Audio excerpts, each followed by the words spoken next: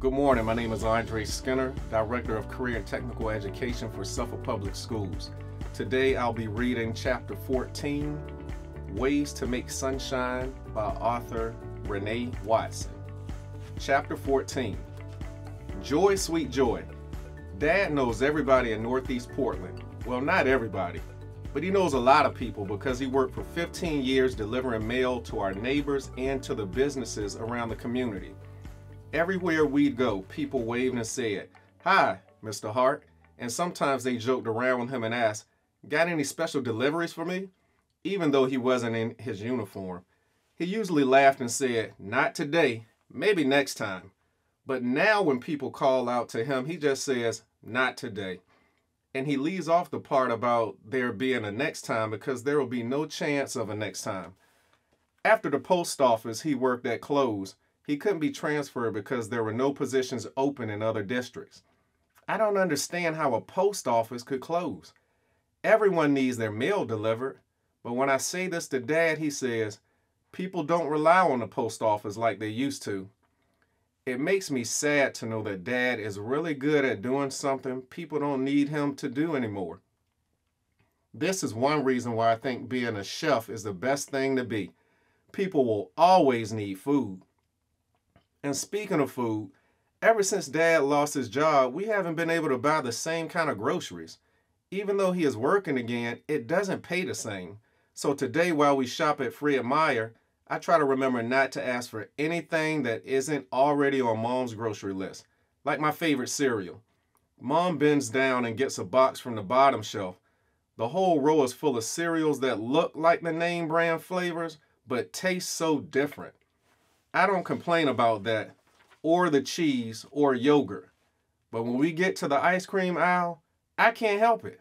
"What flavor should we get?" Mom asks. She opens the freezer that's full of Kroger's brand, not Tillamook or Ben & Jerry's. Chocolate. But can we get Tillamook instead? That's too expensive, Ryan. Well, what about Ben & Jerry's? Ice cream is ice cream, Mom says. She puts a half-gallon of Kroger's chocolate ice cream in the shopping cart. I know to Mom it really doesn't matter, but I think Ben & Jerry could teach whoever Kroger is a few things. The one thing Mom splurges on is coffee. Stumptown. "Can you grab that, please?" she says, pointing to a bag of ground coffee beans. I take the bag off of the shelf and put it in the cart next to the box of assorted top ramen noodles. A man deserves a good cup of joe in the morning. Mom is talking to herself this time. She says this every time she buys a new bag. This is how it is now. No more name brand food, or clothes, or soap, or lotion. Everything we buy is on sale, and now grocery shopping takes a long time because instead of going to one store, we shop at 2 or 3 depending on what Mom has a coupon for. After we leave Fred Meyer, we go to Safeway to take back our soda cans. Mom always gives me the money we get from returning our cans so I can buy any special spices or ingredients for new recipes I want to try. Safeway has all the things I need, so we can do the return there. When we get out of the car, Mom unlocks the trunk and takes out 2 big plastic bags of cans. There's a long line today because 2 out of the 4 machines are out of order. There's a man with 5 full garbage bags of cans and bottles. "We're going to be here for a while," Mom sighs. "Sorry, Ryan." "For what?"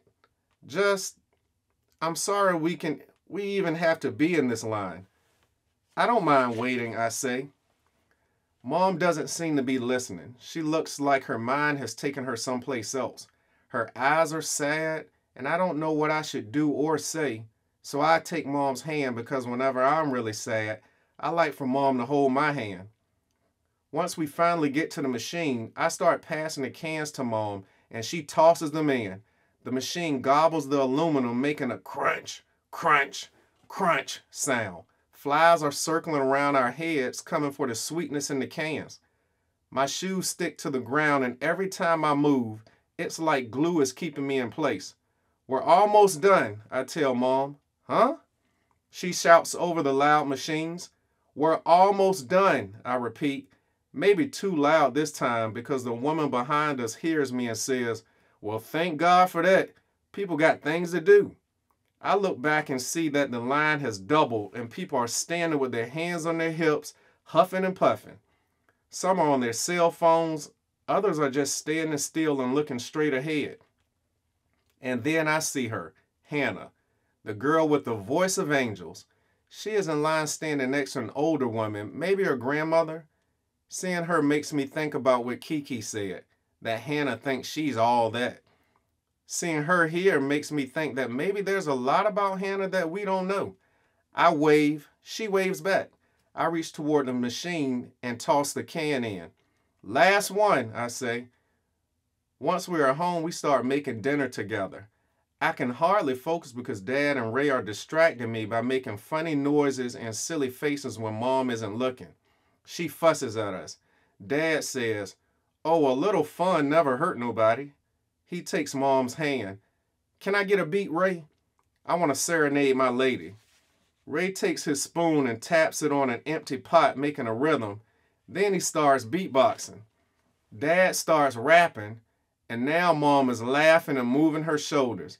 They're both dancing, and I join in singing a melody, and it sounds like we really know how to make a song. But then Ray drops his spoon. The rhythm stops, so we all stop. My bad, my bad." For once, Ray messes something up. We all start laughing, and Dad says, "If I don't find a better paying job soon, maybe we can take this show on the road. The Hart family on tour. I like the sound of that." We laugh, and that's one thing that hasn't changed. This concludes chapter 14. Stay tuned, chapter 15 is next. Ways to Make Sunshine by Renee Watson.